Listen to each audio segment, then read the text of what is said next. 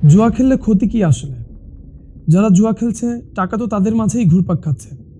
যেমন একটি দেশে ১০ জন ব্যবসায়ীদের টাকা তো দেশের অর্থনীতিতেই ঘুরপাক খায়। কারো লাভ হয়, কারো ক্ষতি হয়। তারা লাভ ক্ষতি মেনেই তো ব্যবসা করছে। একইভাবে জুয়াতেও তো লাভ ক্ষতি মেনেই তারা স্বেচ্ছায় জুয়া খেলছে। তাহলে জুয়াতে সমস্যাটা কোথায়? সুদভিত্তিক অর্থনীতি তো ভালোই করছে, শুধু জুলুমটা কোথায় হচ্ছে? আমরা দেখছি বিশ্বের সকল সফল দেশ আমেরিকা, জার্মানি, সিঙ্গাপুর, চায়না সবাই সুদের মাধ্যমে তাদের দেশ উন্নতি করছে। আমরা সবাই তো তাদের মতোই হতে যাচ্ছি। তাহলে সুদে সমস্যাটা কোথায়? আপনি যে জুলুমের কথা বললেন, ২০২৪ সালের এই আন্দোলনের পর জুলুমবিহীন একটি সমাজ প্রতিষ্ঠা করা কি সম্ভব? এইমাত্র আপনি ইঙ্গিত দিলেন এবং আগেও বলেছেন, আধিপত্যের বিচারে মার্কিন সেনাবাহিনীর চেয়ে ডলারই বেশি শক্তিশালী। কিন্তু আমরা কেউ তো ডলার ব্যবহার করছি না। এক এক দেশে এক এক ধরনের কারেন্সি চলে। তাহলে ডলারের আধিপত্যটা কোথায়? জুয়া খেললে ক্ষতি কি আসলে? যারা জুয়া খেলছে টাকা তো তাদের মাঝেই ঘুরপাক খাচ্ছে। যেমন একটি দেশে ১০ জন ব্যবসায়ীদের টাকা তো দেশের অর্থনীতিতেই ঘুরপাক খায়। কারো লাভ হয়, কারো ক্ষতি হয়। তারা লাভ ক্ষতি মেনেই তো ব্যবসা করছে। একইভাবে জুয়াতেও তো লাভ ক্ষতি মেনেই তারা স্বেচ্ছায় জুয়া খেলছে। তাহলে জুয়াতে সমস্যাটা কোথায়? জুয়াতে কোনো উৎপাদন হয় না, কিন্তু ব্যবসাতে হয় উৎপাদন নয় সেবা কোনো একটা তৈরি হয়। আমরা যখন ব্যবসা করি তখন আমরা কোনো একটা সেবা দেওয়ার মাধ্যমে বা কোনো একটা প্রোডাক্ট তৈরির মাধ্যমে ব্যবসা করি। কিন্তু যখন জুয়া খেলি তখন শুধুমাত্র টাকাটা এক হাত থেকে আরেক হাতে বদল হয়। আমরা তিনজন যদি এখানে জুয়া খেলি এবং ঘন্টার পর ঘন্টা থাকি, শুধুমাত্র টাকাটা আমরা নিজেদের মাঝে বিনিময় করব এবং এর কোনো উৎপাদন হবে না, বরং পুরো সময়টা নষ্ট হবে। এই সময়টা আমরা চাইলে অন্য কোনো ভালো কাজে ব্যবহার করতে পারতাম, সেইটা সমাজে ভালো কোনো অবদান রাখতো। আরেকটা ব্যাপার হচ্ছে, জুয়া হচ্ছে একটা নেশা।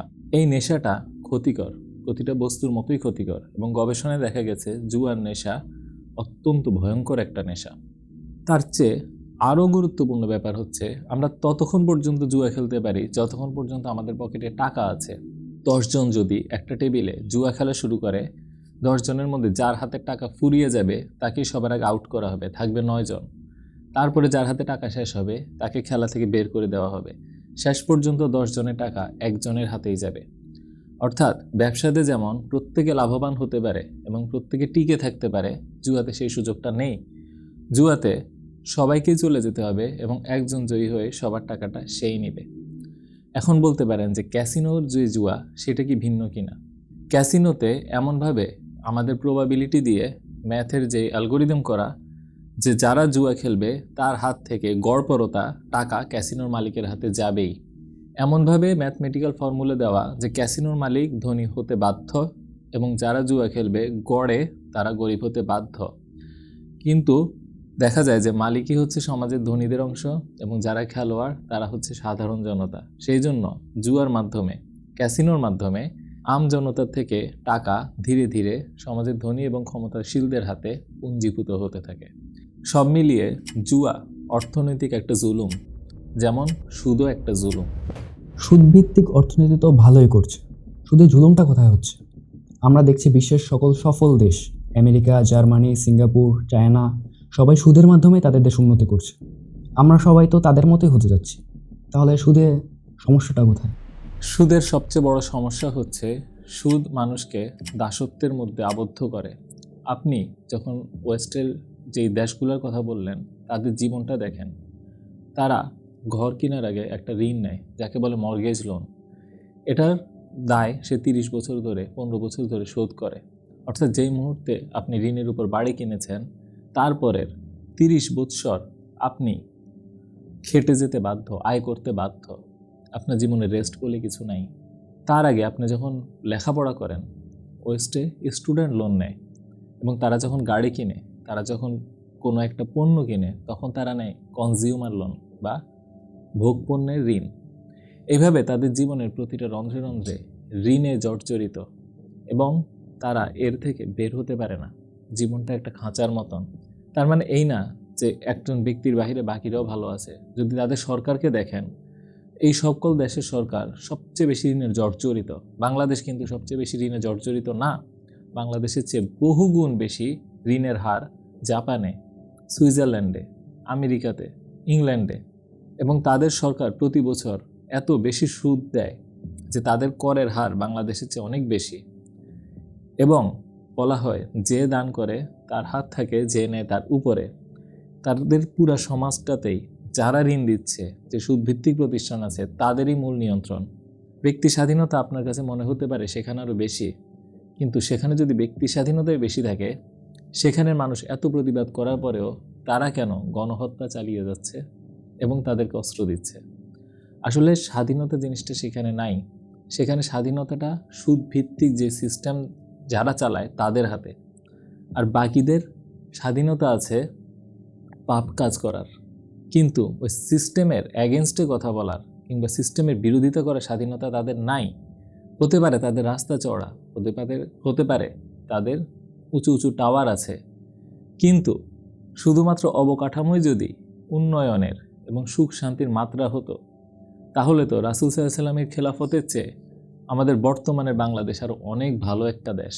আসলে আপনি ভালো আছেন কি নাই, আপনি স্বাধীন কি স্বাধীন না, আপনার সমাজ, আপনার সরকার এবং আপনার দেশের কোম্পানিগুলা, ব্যবসা প্রতিষ্ঠানগুলা কোন পাওয়ারে চলে, সেটা আরও গুরুত্বপূর্ণ প্রশ্ন।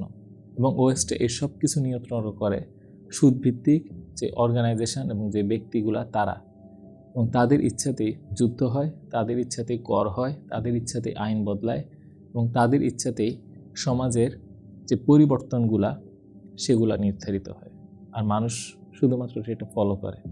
সো আমাদের দৃষ্টিতে বা আমার দৃষ্টিতে এটা কখনোই মানুষ হিসেবে একটা সম্মানজনক জীবনের মডেল হতে পারে না।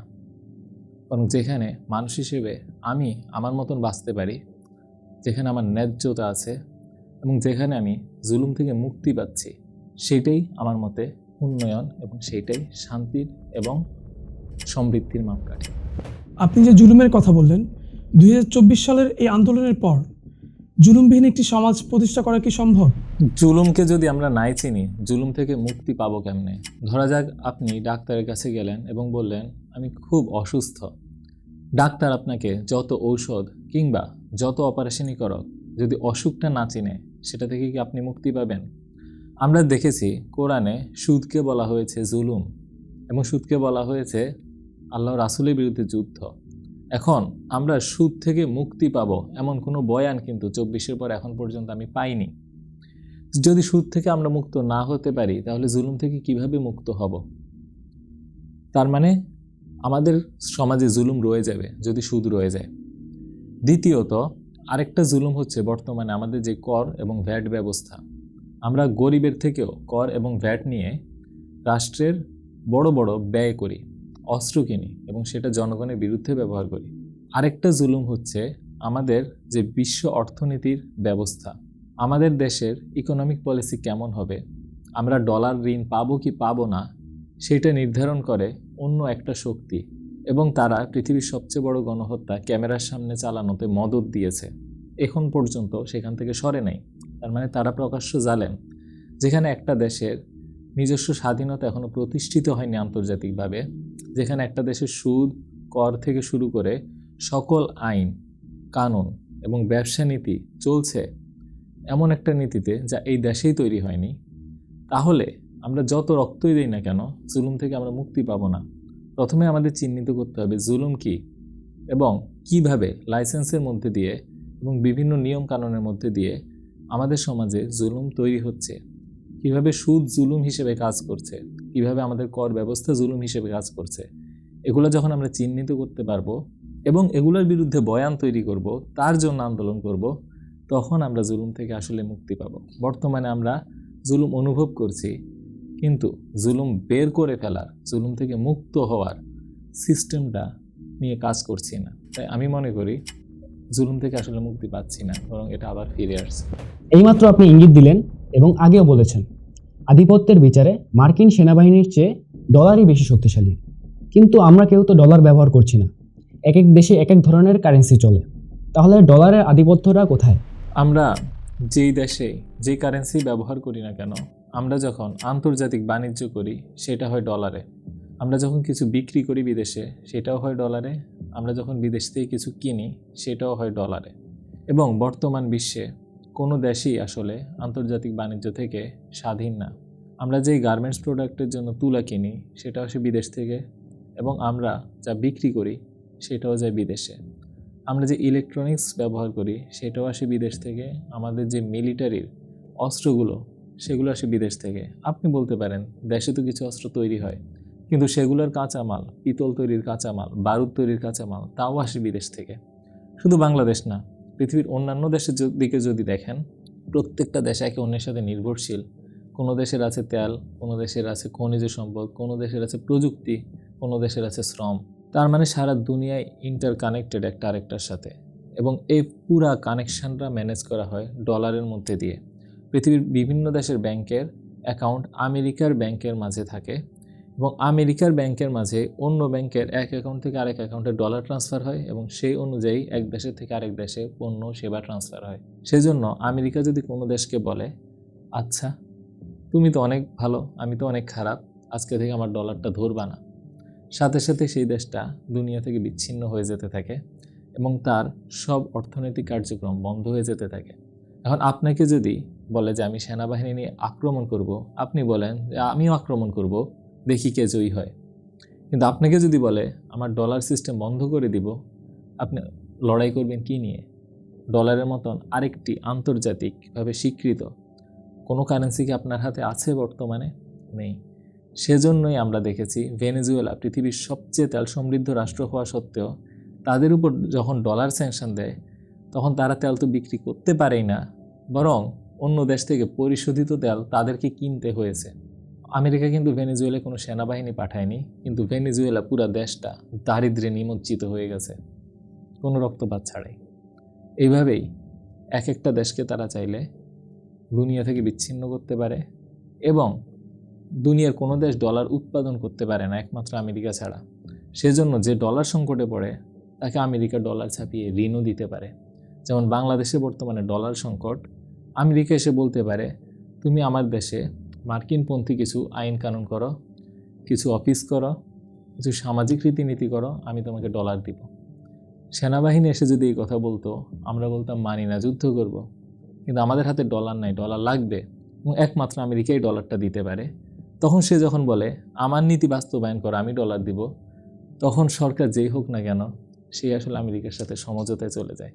এইভাবে তারা বিশ্বকে নিয়ন্ত্রণ করে। সেই জন্যই ডলারের আধিপত্য সেনাবাহিনীর চেয়ে শক্তিশালী, কারণ সেনাবাহিনী পাঠাতে একটা সময় লাগে, ডলারের ডিসিশন সেকেন্ডের মধ্যেই হয়ে যায়।